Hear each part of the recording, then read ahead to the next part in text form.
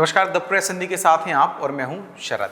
पूरे देश में इन दिनों राम मंदिर में हुई चंदा चोरी का विषय राष्ट्रीय बहस का विषय बना हुआ है। आखिरकार इस विषय के क्या पहलू हैं, इसमें कौन दोषी है और किसके खिलाफ क्या एक्शन होना चाहिए, खास तौर से सरकारों की नीयत को लेकर इस पर एक विस्तृत चर्चा आज हम करेंगे। हमारे साथ मौजूद हैं वरिष्ठ पत्रकार केपी सिंह जी, जिनका मैं बहुत स्वागत करता हूं द प्रेस हिंदी में। सर, बहुत स्वागत है आपका द प्रेस हिंदी में। सर, ये पूरा जो विषय आया है अयोध्या में राम मंदिर में चंदा चोरी का, इस पूरे विषय को आप राजनीतिक और धार्मिक दोनों विषयों के आधार पर कैसे देखते हैं, मैं ये आपसे जानना चाहता था। ये मामला बहुआयामी हो चुका है, कई पहलू इससे जुड़ गए हैं। तो सबसे पहले तो मैं ये बताना चाहता हूँ कि देखिए, अगर आप शहद लगाएंगे किसी चीज़ में तो मक्खियाँ आएंगी। ये जो चंदे का मामला, ये पहली बार नहीं आया सामने। जब राम जन्मभूमि आंदोलन की शुरुआत हुई थी और भारतीय जनता पार्टी के सहयोग से, और जिसमें ये कहा जाए कि विश्व हिंदू परिषद का भी आशीर्वाद शामिल था, विश्वनाथ प्रताप सिंह की सरकार चल रही थी, तो 1990 में उस समय पे जो आयकर बोर्ड के डिप्टी कमिश्नर थे विश्वबंधु गुप्ता, उन्होंने सबसे पहले एक नोटिस जारी किया था इसको विश्व हिंदू परिषद को, और उसमें ये इन्होंने कहा था कि आपने जो चंदा इकट्ठा किया है, चंदा कितना है उसकी जानकारी दीजिए, और उस चंदे पे आयकर वसूल किया जा सकता है या नहीं किया जा सकता, ये स्थिति स्पष्ट करिए। हंगामा मच गया था उस समय पे। बहुत से लोगों ने तो, विश्व हिंदू परिषद ने तो ये कहा था कि हमारा चंदा बहुत मामूली है, 8.5 करोड़ रुपए बताया था। हालांकि उस समय ये रकम भी, इतनी रकम भी मामूली नहीं थी, लेकिन उस समय पे जो बाकी तमाम सारे अखबारों ने जो खबरें दी थी और तमाम सारे लोगों ने जो चर्चा की थी, वो चर्चा ये थी कि 8 अरब रुपए का चंदा हुआ था। अब कल्पना करिए कि 1990 में 8 अरब रुपए का चंदा कितना बड़ा चंदा होता है। इसका हिसाब न देना पड़े, उसी दिन विश्व हिंदू परिषद के नेता तत्कालीन प्रधानमंत्री विश्वनाथ प्रताप सिंह के पास पहुँच गए। चूँकि उनकी सरकार भारतीय जनता पार्टी के समर्थन की मोहताज थी, तो सरकार तत्काल दबाव में आ गई और 24 घंटे के अंदर वो नोटिस वापस ले लिया गया। मधु दंडवते उस समय वित्त मंत्री थे, उन्होंने राज्यसभा में इस बात की घोषणा की कि प्रॉपर तरीके से नोटिस जारी नहीं हुआ था। हालांकि ये मुद्दा भी उठा उस समय पे कि आयकर अधिनियम की धारा 131 में जो नोटिस जारी होता है, उस नोटिस के बारे में कोई उसको इस तरह से निरस्त नहीं किया जा सकता, उसके लिए न्यायिक प्रक्रिया के अंतर्गत ही निरस्त किया जा सकता है। तो आउट ऑफ वे जाके सरकार ने उसको निरस्त कर दिया, इसलिए तो जाहिर था कि प्रेशर में ये किया गया। और उसके बाद में विश्वबंधु गुप्ता का ट्रांसफ़र भी तमिलनाडु में कर दिया गया पनिशमेंट के तौर पर, और बाद में विश्वबंधु गुप्ता ने इस्तीफा भी दे दिया इससे क्षुब्ध होकर, और उन्होंने कहा खुलेआम कि विश्व हिंदू परिषद के दबाव में ये काम किया गया। उस चंदे का क्या उपयोग हुआ, चंदा वास्तव में कितना था, इन सवालों का जवाब आज तक नहीं दिया गया। तो वो चंदा कहाँ गया? इसके बाद में नए सिरे से चंदा करने की ज़रूरत पड़ी। जब ये राम जन्मभूमि मंदिर के लिए हो रहा था, तो लोगों की धार्मिक भावनाओं को प्रेरित करके लोगों को उससे चंदा उनके स्वेच्छा से लिया जाना चाहिए था। लेकिन ये स्तर के आरोप सामने आए, और ज़मीनी स्तर पर जो काम करने वाले पत्रकार हैं वो भी इस बात से अवगत है कि भया दोहन के तौर पर चंदे की वसूली हुई। मनमाने ढंग से आरएसएस का जो जिला प्रचारक रहता था वो जिलों में पहुंचता था, और बड़े स्तर के प्रचारक पहुंचते थे और चेतावनी देते थे कि इतना चंदा चाहिए, और ये चंदे अगर नहीं दिया गया तो फिर हम आपको इसकी सज़ा भुगतनी पड़ेगी। तो भया दोहन हुआ चंदे के नाम पे, लोगों ने स्वेच्छा से चंदा नहीं दिया। और जिस चीज़, अगर इस ढंग से आप मंदिर बनाएंगे तो आपसे बड़ा कोई अधर्म का काम नहीं कर रहा। खैर, वो बातें आई गई हो गई, सवाल नहीं किए गए। अब एक सवाल इससे जुड़ा हुआ है कि ये जानकारी मिल गई थी इस बात की कि जब ज़मीनों के सौदे शुरू हुए थे मंदिर के बनाने के लिए, मंदिर को ये कहा गया था बहुत हम व्यापक स्तर पर बनाएंगे मंदिर को, बहुत विशाल स्वरूप देने की जो रूपरेखा प्रस्तुत की गई थी। और उसमें कुछ ऐसी बातें थी जो हमें भी बहुत अच्छी लगी थी। उसमें एक बात ये थी कि जितनी तरह की राम कथाएँ हैं उन सब के ऊपर शोध होगा और शोध की प्रक्रिया चलेगी। अच्छा एक निर्णय था, इसके लिए धन की तो ज़रूरत होती ही, कोई ख़ास बात नहीं थी। लेकिन उस समय पे भी ये मामले सामने आए थे कि तमाम सारे अधिकारी ज़मीनों की खरीद कर रहे, और विश्व हिंदू और ये जो मंदिर निर्माण समिति है, इस मंदिर निर्माण समिति से जुड़े हुए लोग, एक मामला सामने आया कि 2 करोड़ रुपए की ज़मीन उन्होंने खरीदी, पहले खुद अपने लोगों के नाम से खरीदवाई और उसको 5 मिनट के अंदर फिर जो है खुद उसके मालिक बन के और इसको ट्रस्ट को उसको बेची तो 18 करोड़ रुपए में बेची। तो इस ढंग की बंदरबांट हो रही थी। जब इतना सिक्योरिटी का इंतजाम था, वो भी सवाल उठ रहा है कि फिर 400 आपको लोगों को गार्ड की क्या ज़रूरत थी, इनको जो चंपत राय जी को उनको क्या ज़रूरत थी। तो तमाम ये सारी बातें आई और शुरू में ही विवाद का विषय बन रहा था। लेकिन चूंकि सरकार और उसने अपनी समर्थक मीडिया और तमाम सारे उनको एक उस तरीके के पूरी तैयार कर लिया, एक तंत्र जो बड़ा सहजोरी के से काम करता है और उससे आतंकित होके, उससे भयभीत होके लोग बात नहीं कह पाते। लोगों के मन में सवाल शुरू में था तो लोग कह नहीं पा रहे थे, इसलिए ये सब चर्चा में था, सारे पदाधिकारियों की जानकारी में था। और अब तो ये कहा जा रहा है कि चंपत राय जी तो 27 मई को ही उनको मालूम, वो इस निष्कर्ष पे पहुंच गए थे और FIR दर्ज कराने के लिए वो जा रहे थे। तो एक उनके पास में अज्ञात टेलीफोन आया और अज्ञात टेलीफोन आया, इसके बाद में उन्होंने वो विचार छोड़ दिया। अभी भी वो SIT भी कह रही कि अभी भी बहुत सारे सवालों का वो जवाब नहीं दे रहे। आखिर चंपत राय जी खुद दोषी हैं या उन्हें बलि का बकरा बनाया जा रहा है? तो जो भी बात हो, लेकिन कहीं ना कहीं बहुत ऊंचे स्तर से तार जुड़े हुए हैं। मुख्य बात ये उठ रही है कि धर्म के मामले को राजनीति का एक तो विषय नहीं बनाना चाहिए। आप ये जो इस बीच में एक ये धारणा जो उभर कर सामने आई है कि एक पार्टी विशेष का पेटेंट आप हिंदू धर्म को बनाना चाहते, ये स्वीकार्य नहीं है। उन लोगों को भी स्वीकार्य नहीं है जो लोग भारतीय जनता पार्टी को वोट दे रहे हैं, उनको भी स्वीकार नहीं, उनकी अंतरात्मा को भी इस तथ्य से कचोटती है। तो आप उस चंदे के पैसे का इस्तेमाल भारतीय जनता पार्टी के राजनीतिक हितों के साधन के लिए हो रहा था। इसलिए ये कहा गया कि इस बारे में बात नहीं उठाइए। जो छुटवैये थे उनके जरिए वसूली कराई गई, उनको भी मौका दिया गया। इसमें मैं एक ये भी जानना चाह रहा था कि एक इसमें तर्क यही जो विषय है जो आपने कहा कि चंदे की बात है, चोरी की बात है, तो फिर उसको चोरी के नज़र से देखा जाना चाहिए।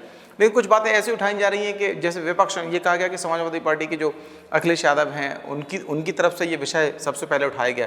तो अब एक वर्ग ये भी मान रहा है कि वो जब मंदिर नहीं गए तो फिर उन्हें चोरी पे बात करने का अधिकार क्या है। तो इस तरीके के जो तर्क अब सामने आ रहे हैं, इन तर्कों को आप क्या कुतर्क मानते हैं या आपको लगता है कि चोरी हुई है, फिर वो विषय किसी ने भी उठाया हो, एक्शन होना चाहिए?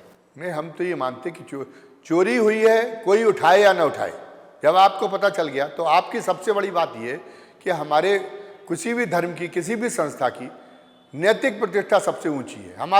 हमारे हिंदू धर्म की महानता किस बात में है कि यहाँ पर इतने शक्तिशाली होते थे ब्राह्मण कि उनके सामने राजा भी झुक जाता था, लेकिन ब्राह्मण किसी भी उनकी भौतिक सुख सुविधाओं की दृष्टि से उनकी स्थिति बहुत बुरी होती थी। त्याग और तब्बल के और साधना के आधार पर वो इतने मजबूत होते थे। तो वो जो हमारी नैतिक साख है हिंदू धर्म के साथ जो जुड़ी हुई है, वो जो त्याग जो जुड़ा हुआ है, उसकी तो हमें हर कीमत पर उसको तो अक्षुण्ण रखना होगा। अगर हमने ये उसको अगर नकारने का काम करते कि नहीं वो मामले उठा रहे, इसलिए तो आप उससे बच नहीं सकते। आप तो उसकी प्रतिष्ठा को आघात पहुंचाने का काम कर रहे हैं, आपकी विश्वसनीयता को आघात पहुंचाने का काम कर रहे हैं। और जिन्होंने हिंदू धर्म को समृद्ध किया, जिन महान ऋषियों ने, उनकी पूरी आप तपस्या को निरर्थक कर देने का काम कर रहे। तो इसलिए आपको इस आधार पे कोई कहने का अधिकार नहीं है। यह हम उनको आप जवाब ही मत दीजिए। अखिलेश यादव का हम मान रहे हैं या किसी विपक्षी नेता का हम उनको जवाब देने के लिए बाध्य नहीं है। यह तो आपको खुद सोचना है कि हमारी उस पर नैतिकता पर प्रश्न चिन्ह लग गया। हमारे कहीं ऐसा ना हो कि इसकी वजह से हम जो हमारे महान ऋषियों की जो पुण्य है, वो पुण्य सारे के सारे बर्बाद चले जाएं। ये एक सवाल है। आप उस पर लगातार आप उसको बहस की दिशा को मोड़ने की लोग ये कोशिश क्यों कर रहा है सत्ता पक्ष? आप उनकी बात क्यों करते हैं? हम उनके आधार पे कि अखिलेश यादव ने बात कही है इसलिए हम चर्चा थोड़ी कर रहे हैं। देश के जो आम श्रद्धालु है वो इस बात पे चर्चा थोड़ी कर रहा है। आम लोग इस बात पे चर्चा थोड़ी कर रहे हैं। चर्चा सोचने का विषय ये है कि आपको सबक लेना चाहिए कि मंदिर किसी पार्टी विशेष का न बने। हिंदू धर्म किसी पार्टी विशेष का बंधक नहीं है। और हिंदू धर्म में तो ये है कि इसमें आप सबसे जो है कि एक तरह से स्वतंत्र चिंतन को बहुत इसमें वो दिया गया है, बहुत बड़ी बड़ी छूट प्रदान की गई, इसलिए ये निरंतर नवीन होता रहा। सनातन जरूर है लेकिन नवीनता का तत्व भी, नवीनता में भी ये पीछे नहीं है। मंडन मिश्र की द्वैतवाद का खंडन करके शंकराचार्य जी ने अद्वैतवाद को लेके आए, इस ढंग से इस धर्म का विकास होता रहा। आज आप उस मुक्त चिंतन की धारा को अवरुद्ध करना चाह रहे हैं और आप सारी की सारी, और आप जो है बेवजह की मतलब बातें उठा रहे हैं। हमारे एक आम हिंदू के मन में ये पीड़ा है कि हमारी जो प्रतिष्ठा है त्याग और तपस्या के मामले में पूरी दुनिया में किसी भी धर्म से, किसी भी संस्कृति से इस मामले में हम ऊंचे हैं। वो तो हम अगर ये साबित हो जाएगा करके हम उसको बचाने की कोशिश कर रहे हैं। आप क्यों कर रहे हैं? हिंदुओं का चंदा था, हिंदुओं ने खा लिया तो क्या हुआ? ये बात करने वाले सबसे बड़े पापी है, सबसे ज़्यादा अधर्मी है, और इसका कोई राजनीतिक लाभ, अगर भारतीय जनता पार्टी इस बात से चिंतित है कि अखिलेश यादव इस मुद्दे को उठा रहे हैं और इसलिए अगर हम इस पर जांच कराएंगे या कार्रवाई करेंगे तो विपक्ष को लाभ मिलेगा, विपक्ष को कोई लाभ नहीं मिलेगा।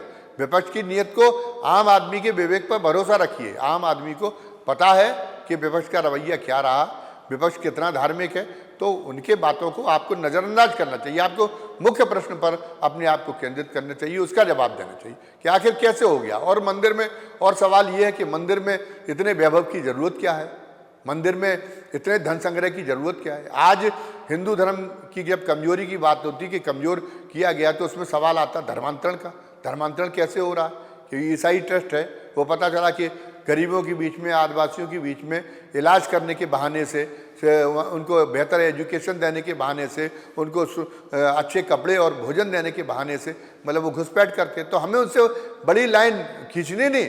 हमारा जो तबका है, जो हिंदू समाज का तबका जो आज उस पर जी रहा है, बहुत अंतिम छोर पे खड़ा हुआ है, उस अंतिम छोर पे खड़े हुए चंदे का हम उपयोग करें उनकी तरह से, उनसे बड़ी लाइन खींचे इस मामले में। हमारे पास में बेहतर और अस्पताल हो, हम ये क्यों नहीं सोचते? हम बहस की उस दिशा पे क्यों नहीं आना चाहते?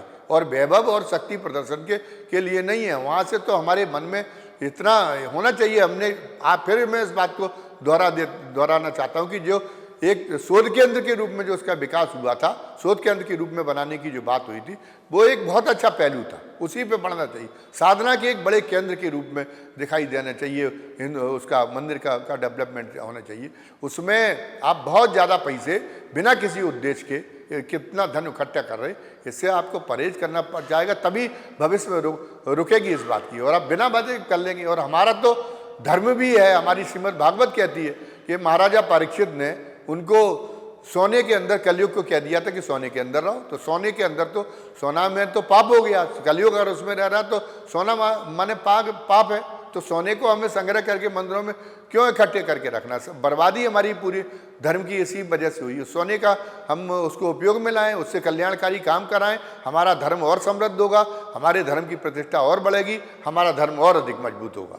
अच्छा सर, एक आखिरी सवाल मैं और आपसे करना चाहता हूँ कि इस विषय में क्या आपको लगता है कि कुछ लोग, चाहे फिर वो ट्रस्ट में अंदर हों या ट्रस्ट से बाहर हों, जानबूझ के इसको इग्नोर करते रहे जो कुछ मंदिर के अंदर हो रहा था, क्योंकि उन्हें मालूम था कि ये एक बहुत बड़ा आस्था का केंद्र बनने वाला है, और उस आस्था को कुछ लोगों ने कैश करा लिया, और इसके पीछे का जो मोटिव था वो गलती नहीं है, जानबूझ के किया गया है। आप इस तर्क से कितने सहमत हैं? हाँ नहीं, वो तो साफ दिखाई देता है। आप जमीन खरीद रहे हैं 2 करोड़ रुपए में, और 5 मिनट के अंदर जो उसी जमीन को ट्रस्ट को 18 करोड़ रुपए में बेच रहे हैं, तो साफ जाहिर है कि जानबूझ के आप ये काम करने, ये अपना पूरा का पूरा काम कर रहे हैं। आप उस धनलिप्सा के शिकार हो गए। आपने अपनी इंद्रियों पे, आप अपनी वासनाओं पे आप नियंत्रण नहीं रख पाए, तो आपने जानबूझ के किया, ये स्पष्ट है। और साथ साथ में ये भी है कि मैं फिर लेना चाह रहा हूँ कि किसने किया चंपत राय जी को फोन, ये बात भी आनी चाहिए। नहीं, अगर फोन किया गया, वो कहा गया इतना प्रभावशाली था कि चंपत राय जी को उसकी वजह से रुक जाना पड़ा, और अभी भी FIR दर्ज नहीं हुई। इसका मतलब है कि आप धर्म को भी दुकानदारी का साधन बनाए हुए हैं, मंदिरों को भी, और मंदिर के जरिए आप अपने राजनीतिक उद्देश्यों में पैसे लगाना चाहते हैं। इससे ज़्यादा बड़ा कोई पाप नहीं है। ये बिल्कुल साफ हो जाना चाहिए कि राजनीति अलग चीज़ है। राजनीति आज है, राजनीतिक व्यवस्थाएं बदलती रहेंगी। आज लोकतंत्र, कल राजतंत्र था, आज लोकतंत्र है, कल कोई और तंत्र स्थापित होगा, तो राजनीति तो बदलती रहेगी। राजनीति तो मनुष्य की तरह नश्वर है, लेकिन जो धर्म है, धर्म जब तक मनुष्य रहेगा, जब तक जीव रहेंगे, तब तक धर्म जिंदा रहेगा। तो बात होनी चाहिए धर्म को जिंदा रखने की, उसके लिए आप ये मत करिए, इसको आपको प्रायश्चित करना पड़ेगा कि आपने ये बात सामने आ रही है, ये बात खुल के अभी भले ही ना कही जा रही हो लेकिन ये सामने आ रही है कि आप इन मंदिरों के जरिए आप एक ऐसी एक स्रोत तैयार करना चाहते हैं, एक खास राजनीतिक पार्टी के लिए को सत्ता में बनाए रखने के लिए एक स्रोत तैयार करना चाहते हैं। आप तमाम पीएम केयर फंड से के मामले में उसको जिस तरीके से कहा गया कि उसकी जानकारियां किसी को नहीं दी जाएंगी, आप हर पैसे के मामले में आप पारदर्शिता की सिद्धांत का उल्लंघन कर रहे हैं और उसी कड़ी में ये चीज़ आती है। ये बहुत बड़ी चीज़ है और ये सहन करने योग्य नहीं है। बिल्कुल ठीक कह रहे हैं आप, और बिल्कुल सही बात है कि जब लोकतंत्र है, सारी चीज़ें सार्वजनिक हैं, तो फिर उसमें पारदर्शिता दिखाने में आखिरकार क्या दो राय हो सकती है, उस पर क्यों किसी को आपत्ति होनी चाहिए, चाहे वो मंदिर का जो ट्रस्ट है उसके ज़रिए दान एकत्रित करने की बात हो या फिर कोई और दूसरा फंड हो। अगर वो बात जनता के सामने पारदर्शिता के तौर पर आती है तो फिर शायद इसे एक हेल्दी वे में लिया जाएगा, ना कि इस वे में कि उस पर एकाधिकार एक व्यक्ति विशेष या एक ट्रस्ट विशेष का है। तो केपी सिंह जी सर, आपने हमें वक्त दिया, इसके लिए मैं आपका बहुत शुक्रिया अदा करता हूं, और वो तमाम दर्शक जो हमारे साथ इस चर्चा में जुड़े हुए थे मैं उनका भी बहुत शुक्रिया अदा करता हूं, और ये निवेदन करता हूं कि अगर अभी तक आपने द प्रेस हिंदी को लाइक और सब्सक्राइब नहीं किया है तो अभी करें, और इस विषय पर अगर आपकी कोई राय है तो वो भी आप हमें कॉमेंट करके बता सकते हैं। और आज की जो चर्चा है वो यहीं, फिर अगली बार एक नए विषय के साथ आप सबके बीच मौजूद रहूँगा। मुझे दीजिए इजाज़त, नमस्कार।